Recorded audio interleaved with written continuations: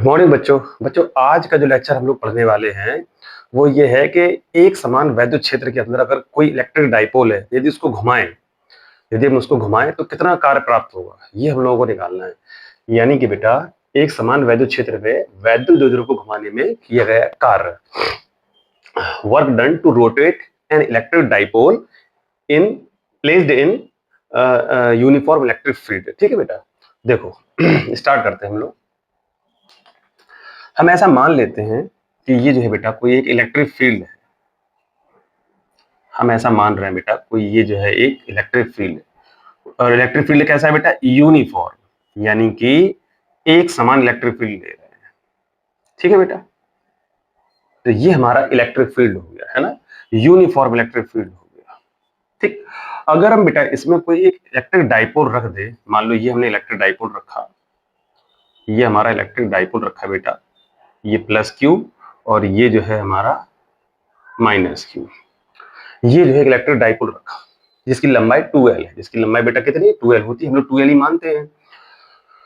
और बेटा क्या है, अब क्या है, जब बेटा इलेक्ट्रिक डाइपोल रखा है हमने, किसी एंगल पे रखा, तो हम लोग जानते हैं बेटा प्लस क्यू आवेश पर जो फोर्स लगेगा वो क्षेत्र की दिशा में लगेगा, यानी कि फील्ड की डायरेक्शन में ही लगने वाला है। यानी कि किस डायरेक्शन में लगेगा? इस डायरेक्शन में लगेगा। और दूसरी बात, माइनस क्यू पर बेटा जो चार्ज लगेगा, माइनस क्यू पे जो चार्ज लगेगा बेटा वो किस डायरेक्शन में लगेगा? क्षेत्र के अपोजिट डायरेक्शन में फोर्स लगेगा। तो फिर इस पर क्या है? टॉर्क वर्क करेगा। अरे टॉर्क लगेगा कि लगेगा, यानी कि इस पर एक टॉर्क लगने वाला है। किस प्रकार से? ऐसा टॉर्क लगेगा इस पर, ऐसा जो इसको ऐसे घुमाने का प्रयास करेगा। मान लेते हैं वो टाउ है, ये टॉर्क वर्क करने वाला है। ठीक है, टॉर्क क्या होता है? टॉर्क जो होता है एक प्रकार का फोर्स है जो कि किसी भी ऑब्जेक्ट को घुमाने का प्रयास करता है। ठीक है, अच्छा, अब क्या है, ये जो टॉर्क है, ये जो टॉर्क है इसको ऐसे घुमाने का प्रयास कर रहा है। ये जो टॉर्क है वो इसको ऐसे घुमाने का प्रयास कर रहा है। और हम क्या करेंगे, हमें इसको घुमाना है, यानी कि किसी एक्सटर्नल वर्क के द्वारा हम इसको घुमाने का प्रयास करेंगे। यानी कि हमने एक काम किया कि हमने एक जो है कोई बाहरी बल लगाया और इसको थोड़ा सा ऐसे घुमाया, थोड़ा सा इसको ऐसे घुमाने, यानी कि हमने मान लो घुमाने के बाद जो है इसकी स्थिति हम कुछ ऐसा मान लेते हैं। हम मान लेते हैं घूमने के बाद इसकी स्थिति जो है थोड़ा सा घुमा दिया तो इसकी स्थिति कुछ ऐसी हो गई। हम ऐसा मान लेते हैं कुछ स्थिति इसकी ऐसी हो गई। ठीक है, हमने ये मान लिया और ये हमारा पॉजिटिव चार्ज यहाँ आ गया। अच्छा, ये जबरदस्ती में घुमा रहे हैं हम, टॉर्क लग रहा है इस डायरेक्शन में और हम किस तरफ घुमा रहे हैं? एक्सटर्नल फोर्स लगा के। हम किस तरफ घुमा रहे हैं बेटा? इस तरफ घुमाने का प्रयास कर रहे हैं। ये जो है टाउ एक्सटर्नल है, यानी कि ये जो हम लोग लगा रहे हैं टॉर्क, ये हम लगा रहे हैं, एक्सटर्नल हो गया। ठीक है ना, किसी बाहरी माध्यम से लगा रहे हैं। इतना समझ में आ गई। हम मान लेते हैं हमने जिसको जो घुमाया है, हम ऐसा एज्यूम कर लिए थोड़ी देर के लिए, हमने बेटा जो इसको घुमाया है थोड़ी देर के लिए वो डी थीटा एंगल पे घुमाया। कितने एंगल पे घुमाया? D theta. अब इसको किसी एंगल पे अगर हमने घुमाया है तो घुमाने में कोई ना कोई तो काम किया होगा, वही काम तो बेटा हमें निकालना है। यहाँ पर किया गया कार्य, ठीक है ना, उसमें लिखा है कि वैद्युत क्षेत्र में वैद्युत द्विध्रुव को घुमाने में किया गया कार्य। अब जब हमने इसको घुमाया है तो स्पष्ट है, तो वर्क किया होगा, वही वर्क हम लोगों को निकालना है। ठीक है, चलो। अच्छा, एक बात और, वर्क का फॉर्मूला जनरल फॉर्मूला होता है, चलो थोड़ा समझ लेना। W is equal to F into में एस, यानी कि एफ होता है फोर्स और एस होती है बेटा डिस्प्लेसमेंट। लेकिन ये वाला जो फॉर्मूला होता है बेटा वो हम लोग तब लगाते हैं जब कोई मोशन जो है लीनियर मोशन होती है। कैसी होती है? जैसे मान लो कोई ऑब्जेक्ट है यहाँ से यहाँ पहुंचे, इस प्रकार से, ठीक है ना, लीनियर मोशन होती है, तब हम लोग जो है किसका यूज करते हैं? इस वाले फॉर्मूले का। लेकिन बेटा अगर अगर जो है मोशन जो है टॉर्क के द्वारा हो रही है, यानी कि ऑब्जेक्ट घूम रही है, ऑब्जेक्ट अगर घूम रही है, तो फिर हम लोग जो होती है किया गया जो कार्य निकालते हैं W, वो निकालते हैं टाउ इनटू में जो ये जो एंगल में कोण में जो परिवर्तन हुआ है, यानी कि एंगुलर डिस्प्लेसमेंट, कोणीय विस्थापन। वहां पर क्या था? रेखीय विस्थापन। जो एस था वो था रेखीय विस्थापन। यहाँ पर क्या लेते हैं? कोणीय विस्थापन, यानी कि जब टाउ लेंगे तो फिर यहाँ पर क्या लेंगे बेटा? डी थीटा लेंगे। इतना समझ में आ गई? यानी कुल मिला के इस बात का क्या मतलब? वो इस बात का मतलब ये हुआ कि सर हम लोग जो किया गया कार्य निकालेंगे वो इस वाले फॉर्मूले से निकालेंगे। इतिहास समझ में आ गई? तो हम लोग ये काम करते हैं, इसको आगे बढ़ाने का प्रयास करते हैं। बाह्य बल के द्वारा, बाह्य बाह्य बल के द्वारा, बाह्य बल के द्वारा द्विध्रुव को घुमाने में, द्विध्रुव को घुमाने में किया गया, दो जीरो को थोड़ा छोटा सा घुमाया हमने, थोड़ा सा, ज्यादा नहीं, थोड़ा सा घुमाया, घुमाने में किया गया कार्य, किया गया कार्य। ठीक है बेटा, किया गया कार्य। तो डी डब्ल्यू, थोड़ा सा घुमा रहे हैं तो थोड़ा सा काम, डी डब्ल्यू बराबर क्या, torque, tau external, tau external, और इनटू में बेटा कौन सा एंगल, डी थीटा, कौन सा एंगल बेटा, डी थीटा, एंगुलर डिस्प्लेसमेंट लिखेंगे। ठीक है, अच्छा अब क्या है बेटा, है क्या, ये टाउ एक्सटर्नल है, वो हम लोग लगभग बराबर इस टाउ के ले लेते हैं, वो लगभग में बराबर इसके ले लेते हैं। अब जैसे मान लो किसी बच्चे के दिमाग में ये बात बिल्कुल आ सकती है कि सर अगर ये दोनों बराबर होंगे, अगर ये दोनों बराबर होंगे तो फिर तो ये घूमेगा ही नहीं, ना तो इस तरफ ना इस तरफ। अरे भाई जैसे मान लो ये मार्कर है, इसको इस तरफ कोई खींचे, इसको इस तरफ कोई खींचे, तो और दोनों अगर बराबर फोर्स से खींचे तो ये कहीं नहीं जाने वाला। ठीक है, इसके साथ भी ऐसा ही हो रहा है। अगर मान लो ये सेम है और ये दोनों सेम है, ये इस डायरेक्शन में, ये इस डायरेक्शन में, दोनों की डायरेक्शन अपोजिट है, तो क्या ये घूमेगा, नहीं घूमेगा। तो इसीलिए यहाँ पर एक कंसेप्ट आता है कि हम लोग जो है द्विध्रुव को तेजी से नहीं घुमाते, द्विध्रुव को तेजी से नहीं घुमाते, द्विध्रुव को धीरे धीरे घुमाते। कैसे घुमाते, धीरे धीरे घुमाया जाता है। ठीक है, तो धीरे धीरे इसको घुमाया जाता है। इस कंडीशन में होता क्या है, यहाँ पर लिख लेंगे, चूंकि टाउ एक्सटर्नल जो होगा वो लगभग बेटा बराबर टाउ के ही होगा, लगभग बराबर टाउ के ही होने वाला है, उससे कम कम नहीं होने वाला है। जब हम लोग इसको धीरे धीरे घुमाएंगे, जब हम लोग इसको धीरे धीरे घुमाएंगे तो उस कंडीशन में हम लोग इसको इसको लेने वाले हैं। ठीक है, तेज नहीं घुमाना है, ये बात याद रखना, ये धीरे धीरे घुमाने की कंडीशन है। ठीक, तो इस टाउ एक्सटर्नल क्या रख देंगे, इसको रख देंगे, तो क्या हो जाएगा बेटा, D W is equal to tau और साथ में डी थीटा। अब हम लोगों ने पहले से पढ़ रखा है, हम लोगों ने बेटा पहले से पढ़ रखा है, चूंकि हम लोग जानते हैं, क्या जानते हैं, क्योंकि बेटा टाउ बराबर क्या होता है, पीई साइन थीटा। जो टॉर्क होता है, जो टॉर्क का जो फॉर्मूला होता है बेटा वो ये होता है, इसके ठीक पहले वाली वीडियो में इसको पढ़ाया गया है। तो इसको यहाँ पुट कर देंगे तो ये क्या बन जाएगा, D W is equal to बेटा पीई साइन थीटा और साथ में डी थीटा। अब मान लो हम क्या कहते हैं, अपने इस द्विध्रुव को किसी एंगल से किसी दूसरे एंगल तक घुमा रहे हैं, हम ऐसा मान लेते हैं, यदि यदि यदि द्विध्रुव को, ये द्विध्रुव को थीटा 1 से थीटा 2 तक घुमाया जाए, घुमाया जाए तो कुल कार, तो कुल कार, तो कुल कार, तो बेटा कुल कार मान लेते हैं वो W है। क्या करेंगे इसके लिए, इंटीग्रेशन कर देंगे बेटा, क्या कर देंगे, इंटीग्रेशन कर देंगे, किसका, इस DW का। पूरा काम निकालना है ना, इंटीग्रेशन कहां से कहां तक, थीटा 1 से थीटा 2 तक का। ठीक है, इतिहास में अरे इंटीग्रेशन कर देंगे, टोटल किसी भी टोटल वर्क, टोटल काम निकालने के लिए जब भी हम लोग टोटल निकालते हैं तो हमेशा उसका इंटीग्रेशन कर दिया जाता है।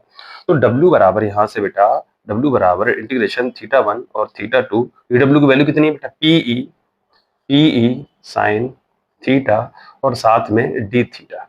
अब इसी को बेटा आगे बढ़ाते हैं थोड़ा सा अब इसको थोड़ा सा आगे बढ़ाते हैं। देखो बेटा होगा क्या, अब इसका इंटीग्रेशन करना है तो पीई का इंटीग्रेशन नहीं होगा, पीई जो है कांस्टेंट वैल्यू है, तो इसलिए पीई तो बेटा बाहर ही आ जाएगा, पीई क्या है बेटा, बाहर ही आ जाएगा, ये हमारा पीई बाहर आ गया, लिमिट थीटा 1 से थीटा 2, और हमें बेटा इंटीग्रेशन करना है किसका, साइन थीटा का और डी थीटा। ठीक है, ठीक है बेटा। अच्छा, W is equal to PE. अब होता क्या है बेटा, जब साइन थीटा का इंटीग्रेशन करो तो इसकी वैल्यू होती है माइनस का कॉस थीटा। मैथमेटिक्स में पढ़ाया जाता है इंटीग्रेशन में कि साइन थीटा का, कैलकुलस बुक में होता है कि साइन थीटा का इंटीग्रेशन बेटा माइनस कॉस थीटा। ये बात आप लोग पहले से पता होगी, और नहीं पता है तो बुक में जाकर फॉर्मूला देख लेना, माइनस का कॉस थीटा, और हमारी लिमिट जो चल रही थी बेटा थीटा 1 से कहां तक चल रही थी, थीटा 2। ठीक है, चलिए W is equal to PE, PE. अच्छा एक काम करते हैं, इस माइनस को बाहर ही निकाल लो, इस माइनस को बाहर निकाल लो, और अंदर क्या बचेगा, कॉस थीटा, लिमिट हमारी थीटा 1 से थीटा 2, इसे बोलते हैं अपर लिमिट, इसे बोलते हैं लोअर लिमिट। अब ये लिमिट इसमें पुट कर देंगे, आप लोगों को पहले से पता होगी लिमिट पुट करने का तरीका होता है, पहले अपर लिमिट रखी जाती है फिर लोअर लिमिट रखी जाती है। तो W is equal to minus का बेटा पीई, और साथ में पहले अपर लिमिट तो कॉस थीटा 1 और फिर माइनस का बेटा कॉस थीटा 2, तो ये फॉर्मूला हमारा यहाँ से बनेगा इतना। अब ये माइनस का अंदर पुट कर दो, इस माइनस को बेटा अंदर लेकर जाओ नहीं बेटा सॉरी, यहाँ पर थीटा 2 आएगा, यहाँ पर क्या आएगा थीटा 2, और यहाँ पर आएगा थीटा 1। ये आने वाला है, ठीक है ना, वो धोखे से मिस्टेक से लिख गया था। अब इसको रिवर्स कर दो, तो W इज इक्वल टू, जैसे ये पलटेगा तो यहाँ से माइनस साइन खत्म हो जाएगा, तो W is equal to PE cos theta 1 minus के cos थीटा 2। अब तुम लोग सोच रहे हो सर जी तो हमने पढ़ा ही नहीं, घुमाने में किया गया था, हमने तो पढ़ा PE 1 माइनस से cos थीटा, है ना, PE 1 माइनस से cos थीटा, वो भी आ जाएगा।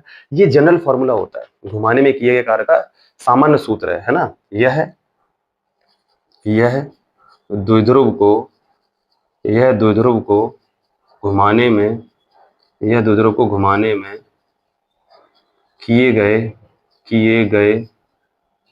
कार्य का सामान्य यानी कि जनरल फॉर्मूला है, सामान्य सूत्र है, ठीक है ना बेटा, क्या सूत्र है, सामान्य सूत्र है, ठीक है बेटा, ये सामान्य सूत्र है। चलिए अब थोड़ा सा आगे बढ़ाते हैं इसी को।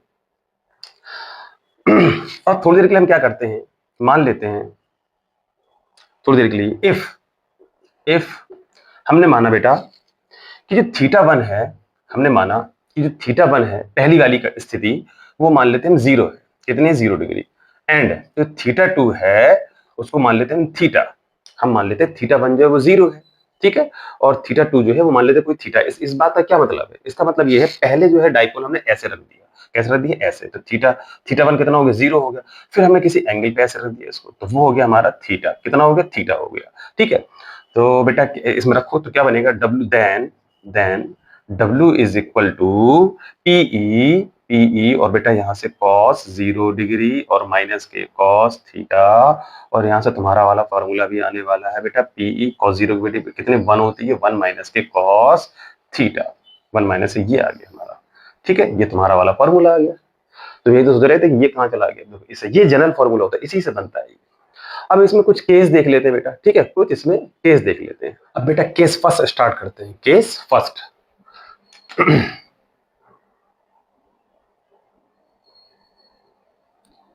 केस फर्स्ट फॉर्मूला बेटा हमारा ये लिखा, W रहा P1 माइनस cos थीटा आ गया, थीटा कहाँ है, थीटा ये, थीटा कौन सा है बेटा, ये थीटा कौन सा है, ये है, अच्छा θ1 कौन सा था, ये θ1 कौन सा था, θ1 जो था वो यही था पहले, और θ2 ये वाला था, ठीक है ना, जो बाद में घुमा दिया था, ठीक है, पहली कंडीशन ये ली थी, बाद में इसका दिया था। अच्छा अभी जनरल फॉर्मूला हमने थीटा बना के लिख दिया, ठीक है। अब के पहला केस ले रहा है, इफ यदि थीटा की वैल्यू बेटा अगर हम लोग 0 डिग्री कर दे, कितनी कर दे बेटा, 0 डिग्री अगर कर दे, तो क्या होने वाला, रखते हैं इसमें W is equal to PE और 1 माइनस के बेटा cos 0 डिग्री। हम लोग जानते हैं बेटा कि PE 1 माइनस cos 0 की वैल्यू कितनी होती है बेटा, 1 होती है ना, तो ये फंक्शन 0 हो जाएगा, तो W इज इक्वल टू पूरा फंक्शन 0। अच्छा क्या मतलब है इसका, इसका मतलब ये है काम हुआ ही नहीं है, जब घुमाया ही नहीं है तो काम कैसे होगा, अरे भाई 0 डिग्री पर रखा है, घुमाया ही नहीं है तो वर्क तभी तो 0 आया, इतना समझ में आ गई होगी। दूसरा case, case second,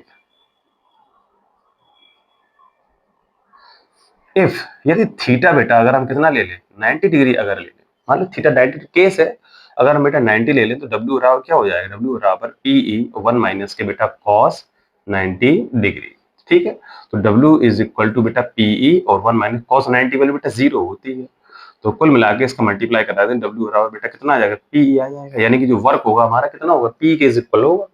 case case बेटा थर्ड देख लेते हैं,